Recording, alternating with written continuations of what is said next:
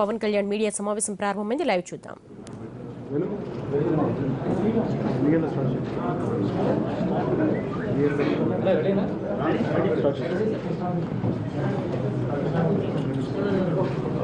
అందరికీ నా హృదయపూర్వక నమస్కారాలు. నేను మార్నింగే కేరళకి వచ్చింది.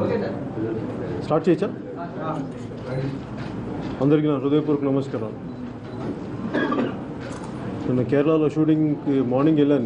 నేను మార్నింగ్ ఇక్కడ నుంచి హైదరాబాద్ నుంచి వెళ్ళాను. తిరిగి రాగా నాకు మెసేజ్ ఏంటంటే కొంచెం దూరంగా కేరళకి కొంచెం బాగా దూరంగా అడవుల్లో షూటింగ్ చేస్తాను. తిరిగి నాకు వచ్చేటప్పటికి ఇట్లా జరిగిందని చెప్తే నేను వినిపించట్లేదు. వరుసగా చాలా రోజులు ట్రావెల్ చేస్తాను సార్. కొంచెం వాయిస్ కొంచెం బ్యాడ్.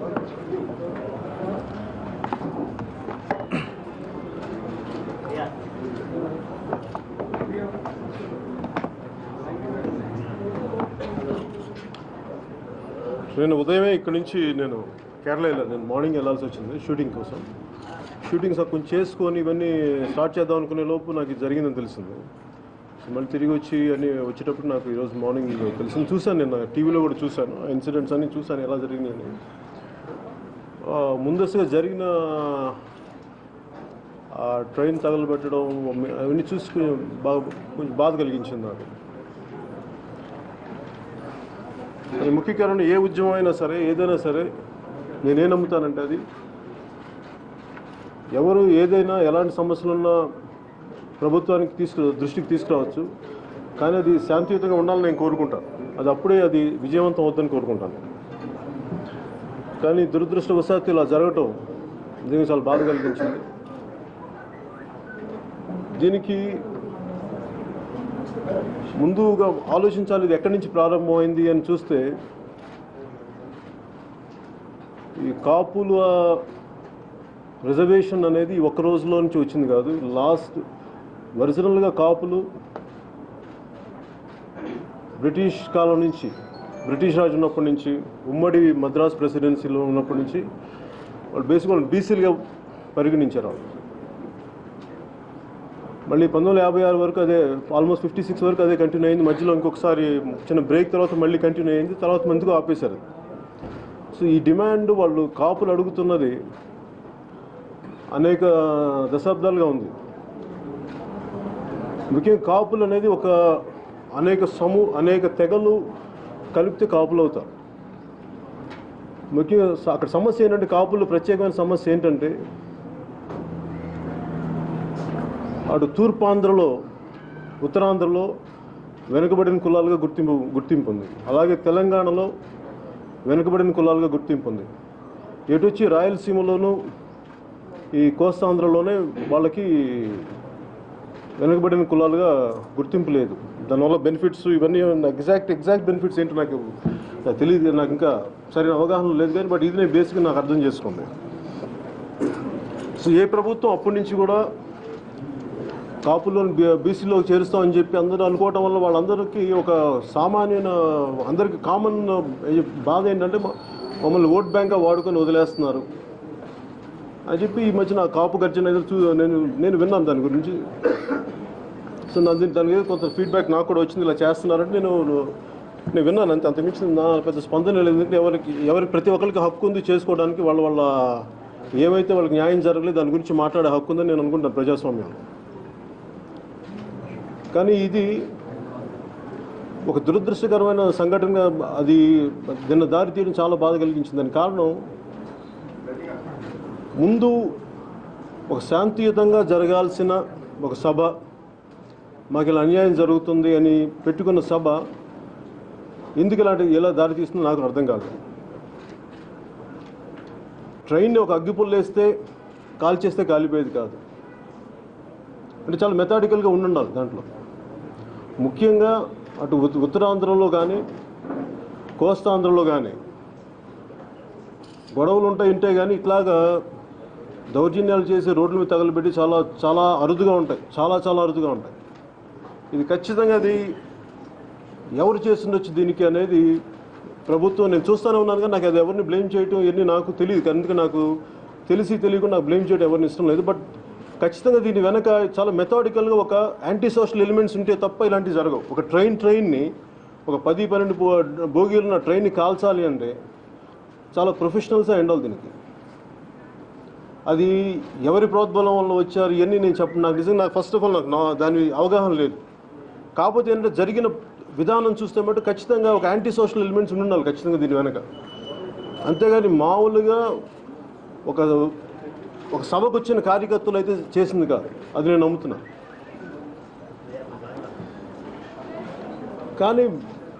అలాగే ప్రభుత్వానికి కూడా తెలుగుదేశం ప్రభుత్వం కూడా నేను అడిగేది ఏంటంటే, మనం ఇన్ని కుల ఉద్యమాలు చూస్తున్నాం. ఇక్కడ మన గుజరాత్లో కానీ పటేల్ ఉద్యమం కానీ, అక్కడ ఉత్తర భారతంలో అనేక కులాల ఉద్యమాలు కానీ ట్రైన్లు ఆపేసిన సందర్భాలు ఉన్నాయి, వైలెన్స్కి దారితీసిన సందర్భాలు ఉన్నాయి. ఇన్ని లక్షల మంది ఒక చోట చేరుతూ ఉంటే దీని వెనక ఎలాంటి అవాంఛనీయమైన సంఘటనలు జరగవని ప్రభుత్వం ఎందుకు అనుకుంది నాకు ఈ రోజుకి అర్థం కావట్లేదు. ఎందుకు ముందు జాగ్రత్త చర్యలు తీసుకోలేదు? మేము ఒక చిన్నపాటి ఒక ఆడియో ఫంక్షన్ పెట్టుకోవాలంటేనే ఇన్ని 190 ఆలోచిస్తారు. మీకు ఎన్ని పర్మిషన్స్ ఉన్నాయి, ఎవరెవరున్నారు, ఏంటి ఉన్నారు, ఎలాంటి జాగ్రత్తలు తీసుకున్నారు. అలాంటిది ఇన్ని లక్షల మంది ప్రజలు ఒక పెద్ద సమూహం ఒక ప్రాంతానికి వచ్చి దీని గురించి మాట్లాడుతున్నప్పుడు ప్రభుత్వం ముందు జాగ్రత్త చర్యలు ఎందుకు తీసుకోలేకపోయింది నాకు అర్థం కాలేదు. నిజంగా వాళ్ళే తీసుకుని ఉంటే, నిజంగా అంత అడిక్వేట్ పోలీస్ ఫోర్సే కానీ ఉండుంటే ఇది జరిగేదా అన్న నాకు ఆలోచన కూడా ఉంది నాకు దీని మీద. కానీ ప్రతిసారి ఎప్పుడు కూడా దేనైనా సరే నేను నాని వాళ్ళకి వాళ్ళు చెప్పేది ఏదో మొగ్గలున్న తుంచేయడం ఉండదు మనకి. దాన్ని పెంచి సమస్యని పెద్ద చేసి అది చాలా పెద్ద అయ్యే వరకు ఎవరికి రెస్పాన్స్ ఉండదు. అప్పుడు కానీ ఎవరు రారు, ప్రభుత్వాలు రావు ముందుకి. ఇది గత సంవత్సరాలుగా ముఖ్యంగా టీడీపీ పార్టీ తెలుగుదేశంలో కాపుల రిజర్వేషన్ చూస్తామని చెప్పినప్పుడు జనరల్గా ఆ కులస్తులకి చాలా అసహనం ఉంటుంది. దానికి కారణం ఇది ఒక్క తెలుగుదేశం పార్టీకి సంబంధించింది కాదు. గత దశాబ్దాలుగా దీన్ని చూడాలి, దీని సమస్యను అర్థం చేసుకోవాల్సింది. గత దశాబ్దాలుగా వెనుకబడిన కులాల నుంచి ఒక కొన్ని ప్రాంతాల్లోని కాపుల్ని ఫార్వర్డ్ క్యాస్ట్గా చేశారు. తిరిగి మాకు ఒకప్పుడు ఉన్న స్టేటసే కావాలని వాళ్ళు అడుగుతున్నారు. ఇది అనేక ప్రభుత్వాలు వాళ్ళకి చేస్తున్నాయి, ఇవన్నీ చేస్తాయని చెప్పి ఫినిష్ చేయట్లేదు. దాంట్లో భాగంగానే మన ముఖ్యమంత్రి గారు 2014 ఎలక్షన్లో చేసినప్పుడు కూడా ఆ భయాలు ఇది ఉండిపోయింది వాళ్ళకు కూడా. ఇది జరుగుద్దా, ఇలా కమిషన్లు వేస్తే ఇవి జరగవు, ముందుకెళ్ళవు దానికి కారణం కూడా ఏంటంటే అనేక కమిషన్స్ వేశారు. ఉదాహరణకి అయితే ఇంకా పుట్టుస్వామి కమిషన్ అనుకోండి. ఆ కమిషన్ వేసినప్పుడు కూడా దాని నుంచి ఏ రిపోర్ట్స్ రాలేదు. ఫైనల్గా కమిషన్ వేశారు, దాని గురించి అవే ముందుకు వెళ్ళలేదు. సో ఈ కమిషన్స్ వల్ల ప్రయోజనాలు లేవని చెప్పేసి వాళ్ళు ఒక ఎక్స్ట్రీమ్గా ఈ సబ్ పెట్టుకున్నారు, ఇంత పెద్ద సమీకరించుకున్నారు. కానీ ప్రభుత్వం దీన్ని సరైన దృష్టితోటి సరైన ప్రతినిధులతో కానీ చర్చలు జరిపి నిజంగా వాళ్ళకి నమ్మకం కలిగించుంటే ఇలాంటి పరిస్థితి వచ్చిండేదానికి అన్న సందేహం నాకు కలుగుతూ ఉంది. నాకు ముఖ్యంగా నిన్న జరిగిన పరిస్థితిని చూస్తే నాకు దీన్ని రాజకీయం చేయాలని కానీ రాజకీయ లబ్ధి పొందాలని కాదు, కానీ ఈ సమస్యకి ఒక సామరస్యపూర్వకమైన ఒక పరిష్కారం వెతకాలి. దీనికి అన్ని పార్టీలు కలిసి రావాలి. It's more than a blame game.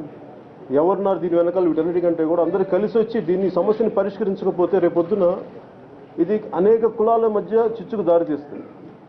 నేను లాస్ట్ టైం గుంటూరు అక్కడ రాజధాని ప్రాంతానికి వెళ్ళినప్పుడు కూడా మన సమస్య మన దేశంలో ఇది క్లాస్ అండ్ క్యాస్ట్ స్ట్రగుల్ రెండు ఒకే చోట ఉంటాయి. ముఖ్యంగా గ్లోబలైజేషన్ వల్ల మనకు ఐడెంటిటీ పాలిటిక్స్ ఎక్కువైపోయాయి. దురదృష్టవశాత్తు మన దేశంలో అనేక కులాల సమ్మేళనం మన దేశం. వెరీ కాంప్లెక్స్ సోషల్ స్ట్రక్చర్ మనది. సో దీనికి ఒకళ్ళు కొంచెం ఎక్కువ మాట్లాడినా తక్కువ మాట్లాడినా చాలా వినాశకరమైన పరిస్థితులు వస్తాయి. సోషల్ ఎనార్కీ వచ్చే అవకాశాలు ఉంటాయి. అందుకని ప్రతి రాజకీయ పార్టీ కానీ నాయకులు కానీ చాలా బాధ్యతగా వ్యవహరించాలి. సో నేను చూసింది ఈ పరిస్థితుల్లో ఏ ప్రభుత్వమైనా దీన్ని సరైన సంప్రదింపులు జరిపి ఈ పరిస్థితులు చేయి దాటకుండా చేయాలని నేను కోరుకుంటున్నాను. ముఖ్యంగా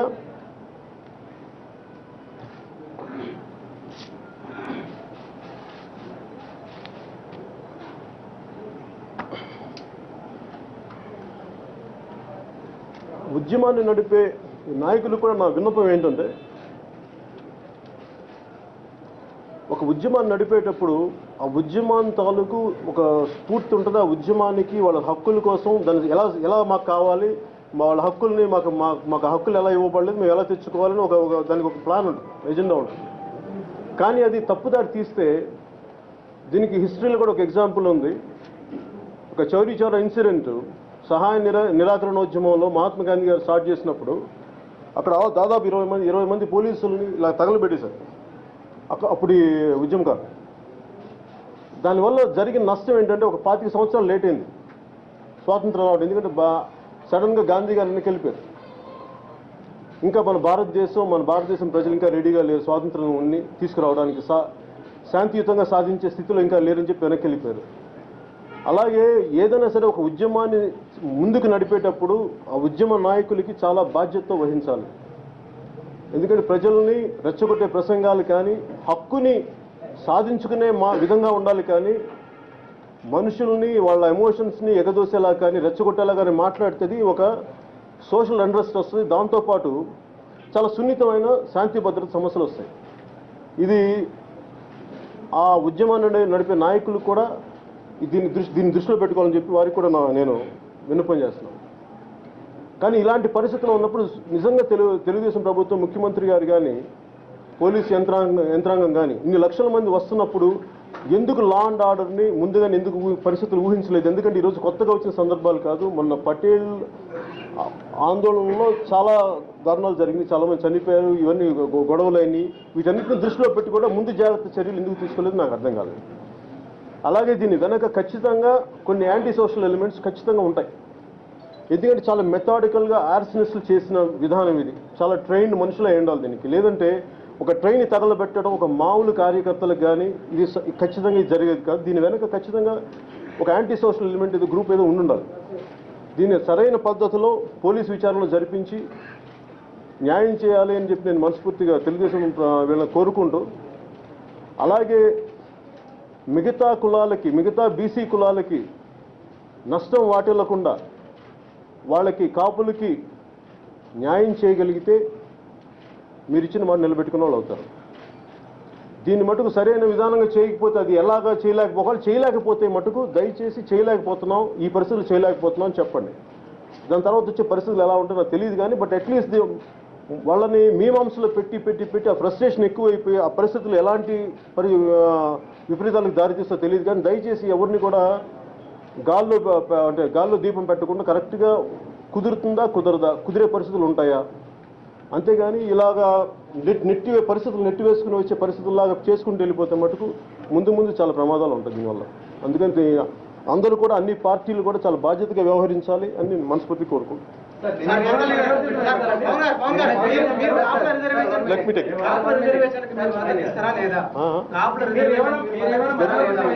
నిన్న జరిగిన సంఘటన మీద మొత్తం వైసీపీ కార్యకర్తలు కూడా అందులో ఉండి ఈ సంఘటన అంతా చేశారని నిన్నటి నుంచి ఏపీ మంత్రులందరూ విమర్శిస్తూనే ఉన్నారు. ముద్రగడ కూడా జగన్ చేతిలో కీలుబొమ్మగా ఉండి వ్యవహారం అంతా నడిపినారంటారు. దానికి మీరు ఏకీభవిస్తున్నారా? అంటే నేను గ్రౌండ్ రియాలిటీ లేను. మేబీ ఒక గ్రౌండ్ రియాలిటీలు వాళ్ళకున్న వ్యక్తులు వాళ్ళకి చెప్పుకుంటే నాకు తెలియదు. నిన్న చాలా రెచ్చగొట్టే పరిస్థితులు ఉన్నా కానీ, పోలీసు గాయాలైనా కానీ ఫైరింగ్ చేయకుండా ఇవన్నీ చేశారు. గవర్నమెంట్ వైపు నుంచి ఖచ్చితంగా రిస్ట్రైన్ వహించాల్సిన పరిస్థితి లేదు. ఈ ప్రభుత్వం కాదు, ఏ ప్రభుత్వం ఉన్నా ఇలాంటి పరిస్థితులు ఉన్నప్పుడు ఖచ్చితంగా సహనం పాటించాల్సిన పరిస్థితి. ఎందుకంటే డ్యామేజ్ మినిమైజ్ చేయాలి కానీ ఎక్కువ చేయడానికి కుదరదు. కాపుల రిజర్వేషన్కు మీరు మద్దతు ఇస్తారా లేదా ఒకటండి. రెండవది, ఏదన్నా ఏపీలో ఘటన జరిగినప్పుడు మీరు ముందుకు వస్తున్న మాట్లాడి వెనక్కి వెళ్ళిపోతారు. నిర్దిష్ట కార్యాచరణ ఏదో మీ పార్టీ వరకు లేదు.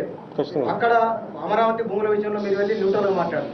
ఇవాళ కూడా మీరు న్యూట్రల్ గా మాట్లాడలేదండి. అదే సార్, మీరు ఎంటైర్ మాట్లాడినంత కూడా ఎవరో ఉన్నారు వెనుక మీరు చెప్పట్లేదు ఎవరు ఉన్నది. పైగా మీరు మాట్లాడుతున్నది నిన్న చంద్రబాబు నాయుడు గారి స్పీచ్ కు ఆ ఉపన్యాసానికి కొనసాగిపో ఉంది తప్ప పర్టికులర్ గా మీ పార్టీ వైఖరి ఎలా చెప్పమంటారు చెప్పండి. నన్ను ఎలా చెప్పంటారు? మీరు కాదు, నన్ను ఎలాగా కాదు సార్, నన్ను ఎలా పిన్ పాయింట్ చేయమంటారు? లాజిక్ కాపులు అడుగుతున్న రిజర్వేషన్ కు మీ పార్టీ మద్దతు ఇస్తుందా లేదా? క్లారిటీ పడదాన్ని. 2014లో మీరు కూడా యాత్రలో ఉన్నారు. సంతకం పెట్టిన తెలుగుదేశం పార్టీ ఇచ్చిన గైడ్ లైన్స్ లో మేము అధికారంలోకి రాగానే బీసీల జాబితాలో కాపులను చేరుస్తా ఉన్నారు. 1000 కోట్ల రూపాయలను ప్రతి సంవత్సరం ఇస్తారు. కనీసం ఆంధ్రప్రదేశ్ ప్రభుత్వం 100 కోట్లు ఇచ్చినప్పుడు మీరు ఎందుకు మాట్లాడుతున్నారు? నేను దయచేసి ఇక్కడ మీరు అర్థం చేసుకోవాల్సింది, నేను ఒక్క కులం కోసం పోరాడను. నేను మొత్తం ప్రజలందరి కోసం పోరాడతాను. నేను వచ్చిన విధానమే కులాన్ని నుంచి అయితే నేను రాలేదు. నేను వచ్చిందల్లా నేను బేసిక్ నేషనల్ ఇంటిగ్రిటీ కోసం ఆలోచించే వ్యక్తిని. ఇంతగానే కేవలం నేను ఖచ్చితంగా చెప్పాను కదా, చాలా అనేక కులాల సమ్మేళనం, వెరీ కాంప్లెక్స్ సోషల్ స్ట్రక్చర్. దీంట్లో నేను కూర్చోబెట్టి నేను ఎవరికైనా సరే సమస్యలు ఉన్నాయి. ఇక్కడ క్లాస్ అండ్ క్యాస్ట్ రెండు కలిపి మిళితం అనే మన పర్టికులర్ సొసైటీలో నాకేనండి ఇక్కడ ఖచ్చితంగా వాళ్ళకి ఇంతమంది వ్యక్తులు ఒక సమూహం కలిసి, కాపులు కావచ్చు, రేపు ఇంకో కులం కావచ్చు, ఎవరైనా కావచ్చు, వాళ్ళు గొంతెత్తి మాకు ఇలా అన్యాయం జరుగుతుంది అంటున్నప్పుడు ఖచ్చితంగా దానిపైన దృష్టి సారించాల్సి ఉంది. అంతేగాని నేను దాన్ని కూర్చోబెట్టి నేను ఎందుకు ఆ క్షణంలో మీరు మాట్లాడితే ఆ రోజున నేను తీసుకున్న political agenda it is not just for one cost, it is for the entire Indian integrity base మీద నేను పాలిటిక్స్లోకి వచ్చాను, not just for one cost. So నేను తీసుకుంది ఒక బ్రాడ్ ఎజెండాగా నేను తీసుకున్నాను, కానీ కన్ఫైన్డ్గా ఒక కాస్ట్ మీద నేను తీసుకున్నాను. ఇప్పుడు మీరు చెప్తున్నట్టుగా నేషనల్ ఇంటిగ్రిటీ దృష్టిలో పెట్టుకొని, ఈ అసహనాన్ని వాటిని దృష్టిలో పెట్టుకొని మీరు ఏమైనా ఈ అంశాన్ని పరిష్కరించే దిశగా మధ్యవర్తి వహిస్తారా ప్రభుత్వానికి కావచ్చు?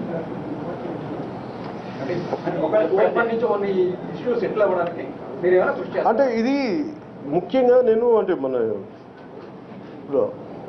డాక్టర్ బిఆర్ అంబేద్కర్ గారు మనకి మన కాన్స్టిట్యూషన్ ప్రజెంట్ చేసేటప్పుడు మనకి పార్లమెంట్ ఆ రోజున పార్లమెంట్ దీంట్లో ఆయన అడిగింది అన్కాన్స్టిట్యూషనల్ ప్రొటెస్ట్లు కానీ వీటి వల్ల ప్రయోజనం లేదు, మనదే చాలా powerful constitution, everything can be resolve through constitutional methods అని ఆయన చెప్పారు. నేను దాన్ని నమ్ముతాను. అది ఇంకా అది పని చేయని పక్షంలోనే, ఎందుకంటే బలమైన కాన్స్టిట్యూషన్ ఉండగా, ఇన్ని విధానాలు ఉండగా ఒక వ్యక్తిని దీన్ని మధ్యవర్తిత్వం వహించడం అనేది తప్పు అవుతుంది, రాజ్యాంగానికి కించపరిచినట్టు. 9 నెలల కాల పరిమితి పెట్టింది ఈ కాపులను బీసీలో చేర్చడానికి. 9 నెలల కాల పరిమితి నియమిస్తూ ఒక కమిషన్ ఏర్పాటు చేసింది. దాన్ని ఎందుకని ఈ కాపు సంఘాలు రెచ్చగొట్టే విధానంగా మాట్లాడుతున్నారనుకోవచ్చాము. టైం బౌండెడ్ కమిషన్ వేసిన తర్వాత ఇప్పటికిప్పుడు ముందుకు వెళ్ళి ఉద్యోగం చేసి రోడ్డు ఎక్కుతున్నారంటే ఇది ఏదైనా మోటివేషన్ తో జరుగుతుంది అనుకుంటున్నారా, పొలిటికలైజ్డ్ గా, లేదు నిజంగానే వాళ్ళు రోడ్డు ఎక్కారు అనుకోవచ్చు? అంటే నాకు ఆ గ్రౌండ్ రియాలిటీ ఎవరెవరు మాట్లాడారు ఏంటి అనేది నాకు అంత గ్రౌండ్ రియాలిటీ మీరు చెప్తే నాకు కొంత అవగాహన ఉంది, కానీ నాకు దీన్ని అంటే మీరు అర్థం చేసుకోవాలంటే ఈ కులం ఏ కులం వేసారో అన్ని పార్టీలో ఉంది, మరి అది పార్టీ ఎజెండాగా కూడా మీరు ఆలోచించవచ్చు.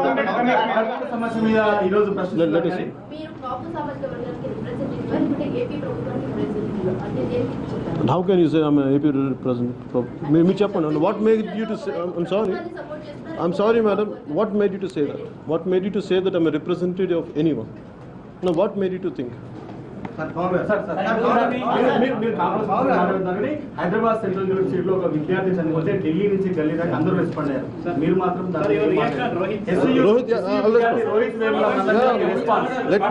let me respond.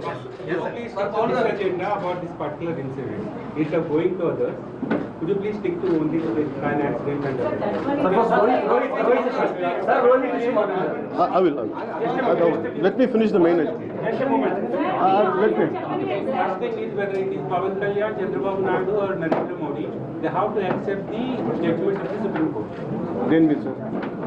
Irrespective of who are you, yeah, you have to accept the Supreme Court judgment. And what is Supreme Court judgment clearly says unless you appoint a commission, come up with a report justifying this particular caste or community could be included. More than 50% otherwise you cannot give that. Unless you have special reasons, sketches.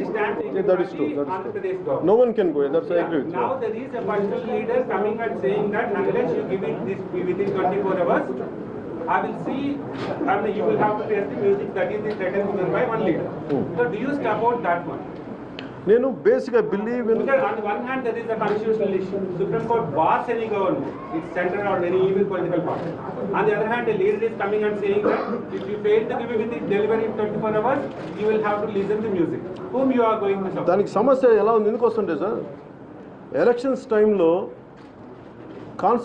కాన్స్టిట్యూషన్ని మేము ఇలా చేయగలం ఈ వెసులుబాటు ఉంది అని చెప్పి political not just I'm talking about TDP గత దశాబ్దాలు ఏ పార్టీ వచ్చినా అంటే నాట్ జస్ట్ అబౌట్ ఈ ఒక్క కాపుల్ ఇష్యూ కదా ఏ ఇష్యూకైనా సరే మేము చేయగలం బియాండ్ మేము ఇలా చేయగలం అని చెప్పి ఒక మాట చెప్పి ఎలక్షన్ ప్రణాళిక వాళ్ళు మన మేనిఫెస్టోలో పెట్టినప్పుడు దాని నుంచి పర్యావసానం అనుకోవచ్చు కానీ it is not something I don't say it is anti constitution come back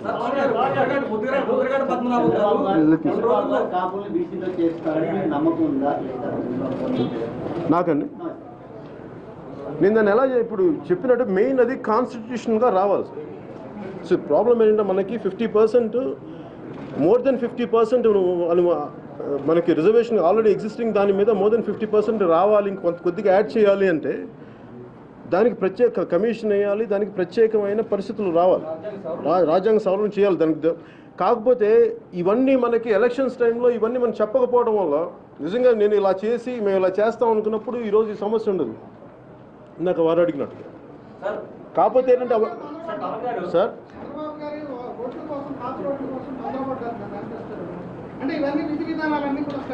ఇది అంటే సార్ ఇది ఒక్కళ్ళు ఈయన కాదు సార్ ఏ పొలిటికల్ పార్టీ ఏదైనా సరే ముందు వెనక కొన్నిసార్లు ఏంటంటే నేను ప్రాక్టికల్గా అడుగుతాను ఇది ఎంతవరకు పాసిబిలిటీ ఉంటుంది ఇవి చేయడానికి అంటే there is a possibility maybe నాకు అంత రాజకీయ అనుభవం లేక మేబీ పాసిబిలిటీ ఉంటుంది but as I each day passes by నాకు అర్థమయ్యేది ఏంటంటే దాని ఓన్ హర్డల్స్ దానికి ఉన్నాయి నాకు అర్థం అవుతాం 2009లో కాంగ్రెస్ పార్టీ కూడా వచ్చింది అప్పుడు వాళ్ళు చేయలేకపోయారు ఇప్పుడు వీళ్ళు చేస్తామని ఇప్పుడు వచ్చింది అప్పుడు ఎప్పుడూ లేని ఇంత అసహనం ఇప్పుడే ప్రస్తుతం రావడానికి మీరు అన్నట్టుగా రైలును తగలబెట్టేంత స్థాయికి వెళ్ళడానికి నేను చెప్పాను రైలు 100% ఇది నాకు తెలిసి ఎందుకంటే మామూలుగా అటు ఇవన్నీ ఏంటంటే అలాగే నాకు అనిపించేది జనరల్గా మీకు ఎప్పుడు కూడా బయట నుంచి వచ్చినాయి చేస్తాయి ఇవన్నీ ఇలాంటి పరిస్థితులు క్రియేట్ చేసి ఖచ్చితంగా బయట నుంచి రావాలి ఎందుకంటే మీకు అక్కడ గ్యాదర్ అయిన వాళ్ళే ఉండాలి అంటే ఇంకా సింపుల్ ఏంటంటే మోర్ దెన్ దాట్ ఈ రోజున ఎనఫ్ వీడియో కెమెరాస్ ఉన్నాయి ఇంతమంది సమీకరిస్తున్నప్పుడు there are enough cell phones ఉన్నాయి మీరు అవందరిని ట్రేస్ అవుట్ చేయండి more than me giving a logic మాట్లాడుతూ నేను ఈ రోజుగానే రేపు కానీ ప్రభుత్వానికి ఒక డెడ్ లైన్ పెడుతున్నా జీవో రావాలి లేకుంటే మాత్రం అందరూ ఆభరణ దీక్ష మా ఫ్యామిలీ కూర్చుంటా ఉన్నాడు నిన్న కూడా ఆయన మాట్లాడుతా నేను ఇప్పుడు ఈ క్షణాలు వెళ్తున్నాను రైలు రోగకు మీరు రాయని చెప్పి తీసుకున్నారు అంటే దీన్ని అసలు ఏ విధంగా చూడవచ్చు అంటే నేను చెప్తుంది ఒక ఈవెన్ ఫస్ట్ కాన్స్టిట్యూషనల్ మెథడ్స్ మనకి దానికి అంత చేయలేనప్పుడు లాస్ట్ టైం తెలంగాణ ఉద్యమం కూడా జరిగినప్పుడు ముందు ఒక జాయింట్ యాక్షన్ కమిటీ వాళ్ళకు ప్రణాళిక విడుదల చేసేది మేము ఈ తారీఖు నుంచి ఈ తారీఖు వరకు మేము రైలు రోకోలు చేస్తున్నాం లేదంటే మేము ఈ ప్రోగ్రామ్స్ చేస్తున్నాం సో అందరూ ప్రిపేర్ అయి ఉన్నారు ఒక విధి విధానాలని చేయలేకపోవడం ఖచ్చితంగా అది వాళ్ళ లోటుపాటుగా నేను అనుకుంటున్నాను తూర్పుగోదావరి పశ్చిమ గోదావరి జిల్లాలకు సంబంధించి మీ క్యాంపెయిన్ వల్లనే టీడీపీకి ఎక్కువ ఓట్లు పడ్డాయి మీ క్యాంపెయిన్ వల్లనే తెలుగుదేశం ప్రభుత్వం అధికారంలోకి వచ్చినట్టు అందరికీ తెలుసు ఇటువంటి పరిస్థితుల్లో మీరు ఒక రాజకీయ పార్టీకి అధినేతగా ఉన్నారు ఒక రాజకీయ పార్టీని లీడ్ చేస్తున్నారు అలా స్థానికంగా ఉండేటువంటి సమస్యలకు సంబంధించి కానీ కాపు ఉద్యమాలకు సంబంధించి మీరు ముందుగానే పసిగట్టి ప్రభుత్వానికి సంబంధించి రిప్రజెంట్ చేయడం కానీ ఆ సమస్యల పట్ల సానుకూలంగా ఏ రకంగా స్పందించేలా ప్రభుత్వం పైన ఒత్తిడి తీసుకొచ్చే విధానాలు ఎటువంటివి చేయకుండా ఇవాళ మొత్తం జరిగిన తర్వాత ఇవాళ ప్రభుత్వాన్ని తప్పుపట్టే విధంగా మీరు ప్రికాషన్స్ తీసుకున్నట్లు విధంగా నేను ప్రభుత్వం నేను నడపట్లేదు సార్ అంటే నేను అనేది నా basic logic sir basic common sense నేను అడుగుతాను నేను అనేది ప్రభుత్వాన్ని నేను నడపట్లేదు ప్రభుత్వానికి నేను సలహా సంప్రదింపులు నేను ఇచ్చేసాను ఫస్ట్ నేను అవసరమైనప్పుడు మాట్లాడతాను కూర్చోబెట్టి ప్రతిసారి వాళ్ళ పరిపాలనా వ్యవస్థలో నేను ఎందుకు దూరుతాను అన్లెస్ ఏదైనా సమస్య ఉంది దానికి నా రిప్రజెంటేషన్ వచ్చినప్పుడు నేను వెళ్ళి దాని గురించి మాట్లాడతాను కానీ డే టు డే పొలిటికల్ వాళ్ళ పరిపాలనా విధానం నేను విధి విధానం ఎందుకు ఉంటాను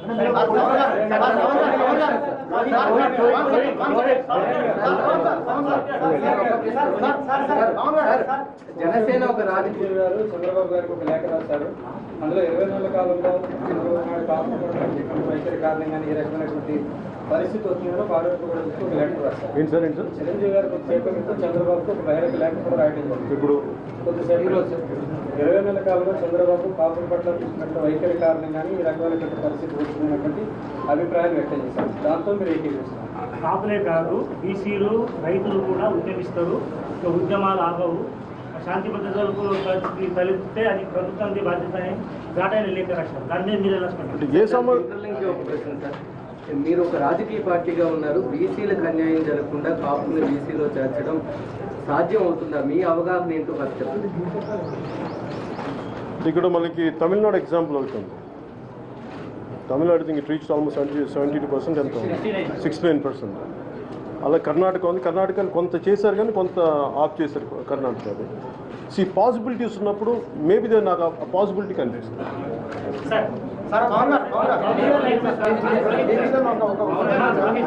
ప్రతి సందర్భంలో చంద్రబాబు నాయుడు గారికి ఆపద్బాంధవుడుగా మీరు వస్తున్నారని ఇష్యూ చాలా క్రిటికల్ ఉన్నప్పుడు డైవర్ట్ చేసిన ఒక విమర్శ ఉంది సార్ మీ మీద. మీరు అనుకోని విమర్శ నేను యాక్సెప్ట్ జనసేన పార్టీ అధినేతగా తెలుగుదేశం పార్టీ హయాంలో గతంలో జరిగిన పుష్కరాల దగ్గర తొక్కిసలాట కానీ నిన్న జరిగినటువంటి ఇన్సిడెంట్ కానీ ఇంటెలిజెన్స్ ఫెయిల్యూర్ ఉందా లేదా ఒకటి. రెండోది ఆంధ్రప్రదేశ్ ప్రజలను కాపాడాల్సినటువంటి పోలీస్ వ్యవస్థ అధికార పార్టీ చేతుల్లో కీలుకొమ్మగా తయారైంది. అందుకే కావాలని దానికి సెక్యూరిటీ ఇవ్వకపోవడం వల్లే ఈ విధ్వంసం జరిగిందనేటువంటిది ప్రజలు చెప్తారు. మీరు జనసేన పార్టీ అధినేతగా ఏం చెప్పారు? నేను బేసిక్ నేను చెప్పిన స్టేట్మెంట్ అది. ఎడిక్వేట్ పోలీస్ ఫోర్స్ కానీ ఉండి ముందు జాగ్రత్తలు చర్యలు తీసుకుంటే ఇది జరిగి ఉండేదా అన్నది నాకు ఉంది. సార్ జరగకుండా ఉండేదని జరిగే సభ సంఘటన బయట 13 జిల్లాల నుంచి వచ్చిన వాళ్ళు ఉన్నారనుకుంటారా, కొత్త రాష్ట్రం నుంచి వచ్చిన వాళ్ళు ఉన్నారనుకుంటారా, వేరే క్యాస్ట్ నుంచి వచ్చిన వాళ్ళు ఉన్నారనుకుంటారా? నేను అట్లాగే అంటే నేను బేసిక్ నేను మామూలు చెప్పేది ఏంటంటే ఇలాంటి సంఘటనలు ఇప్పుడు ఖచ్చితంగా తుని ప్రజలైతే కాదు. ఎందుకంటే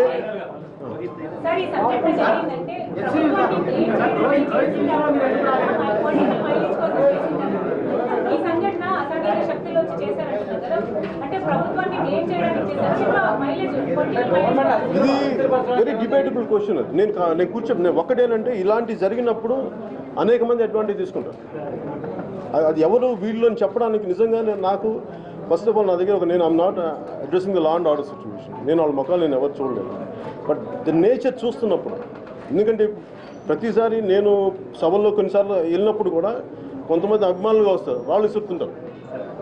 సో వాళ్ళు జైలు కొడుతున్నారా లేదంటే చేతులు ఏమన్నా తెలుసు. నేను వాటన్నిటి దృష్టిలో పెట్టుకుని నేను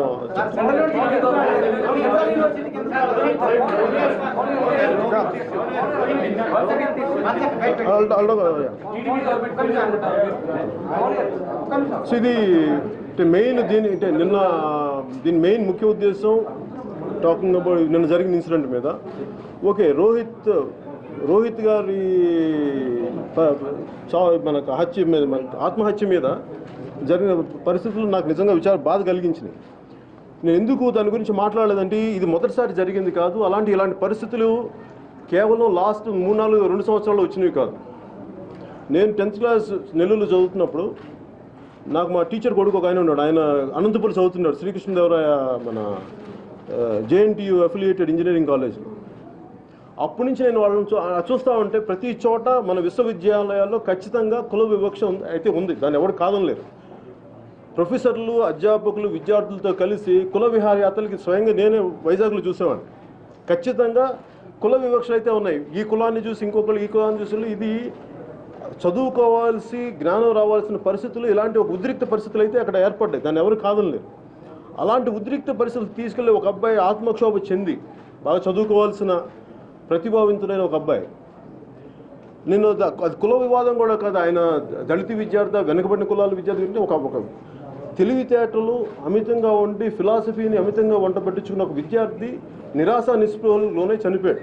అది ఎవరి వల్ల దేని అని కాదు, కానీ it is confined only to ఒక యూనివర్సిటీ. దాన్ని పొలిటికలైజ్ చేసి ప్రతి ఒక్కళ్ళు దాన్ని వేరే స్థాయికి తీసుకెళ్తున్నాను. నేను దాంట్లో భాగస్వామ్యం కాదలుచుకోలేదు.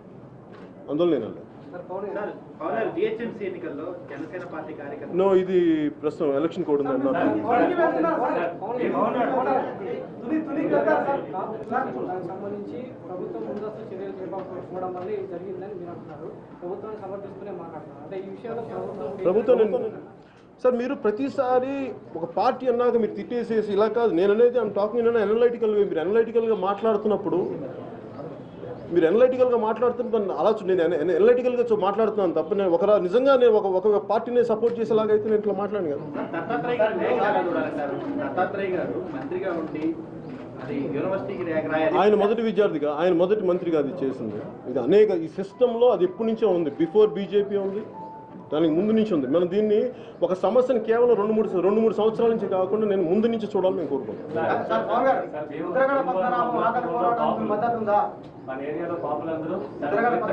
మిగతా వాళ్ళకి అవకాశం ఇవ్వండి సార్.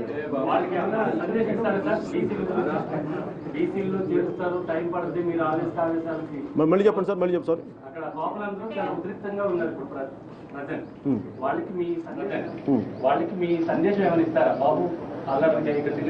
నేను అంటే నా విన్నపం ఏంటంటే ఏదైనా సరే సాధించుకోవచ్చు వితిన్ శాంతి భద్రతలకి దెబ్బతినకుండా. ఏదైనా ఏ ప్రొటెస్ట్ చేయొచ్చు. శాంతి భద్రతలు కానీ రోజువారీ ప్రజా జీవితాలకు కానీ ఇంకెవరికి ఇబ్బంది కలగకుండా ఏదైనా సాధించుకోవచ్చు.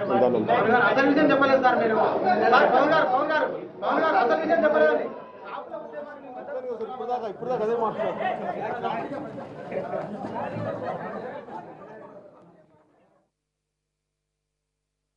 పూర్వకమైన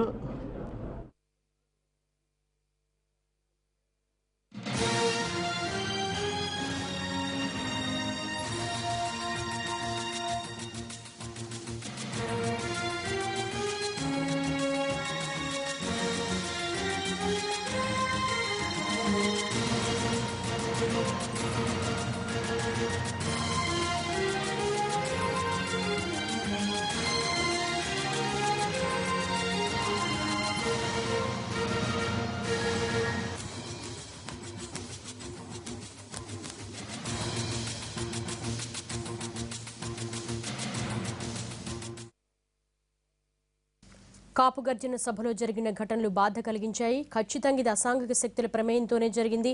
ప్రభుత్వాలు కుల సంఘాల ఉద్యమాలను కంట్రోల్ చేయడంలో ముందు చూపుతో వ్యవహరించాలి. బీసీల డిమాండ్లపై ఒకసారి ప్రభుత్వం కూడా పునరాలోచించుకోవాలి. అలాగే నేను ఏ ప్రభుత్వం తీసుకునే నిర్ణయాలకు కూడా జోక్యం చేసుకునంటున్నారు జనసేన అధినేత పవన్ కళ్యాణ్.